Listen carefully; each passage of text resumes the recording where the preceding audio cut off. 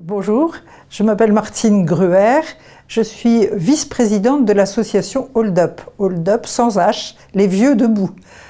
C'est une association qui n'est constituée que de vieux, c'est-à-dire de personnes qui acceptent l'idée qu'elles sont vieilles, et nous essayons de promouvoir et de montrer que les vieux ne sont pas ce qu'on croit. Pour nous, à Hold Up, ce qu'il y a d'intéressant, et pour les gens qui se plaignent de subir l'agisme, peut-être qu'un premier mouvement, c'est de s'interroger sur comment nous, on y entre, on s'y met.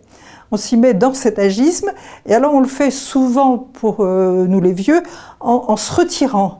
On sait qu'on n'est plus très intéressant, on sait que ça vaut pas le coup tellement qu'on parle, on nous écoute modérément, et donc assez spontanément, on se retire, on est à distance, alors ça c'est très important, on remercie, on est très poli, on est reconnaissant quand les gens s'occupent de nous. Je caricature un peu, mais pas tant que ça. C'est-à-dire qu'il y a vraiment, et on le voit dans ceux qui arrivent à Hold Up, des gens qui n'osent plus s'exprimer parce que de toute façon ça servira à rien et ça sera éventuellement mal vécu.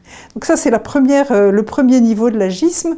Le deuxième, c'est effectivement ce que nous renvoie la société, mais on est accablé par une espèce de poids comme ça, négatif, d'image négative sur nous, et avec à l'inverse, ou simultanément, on n'existe plus.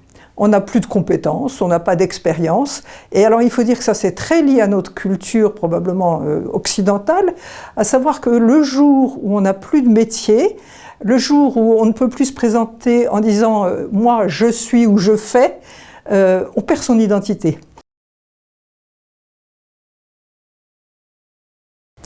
Alors la première façon de lutter contre l'agisme, c'est donc d'accepter qu'on en est porteur, soit à titre personnel, soit ceux qui sont autour de nous, c'est important.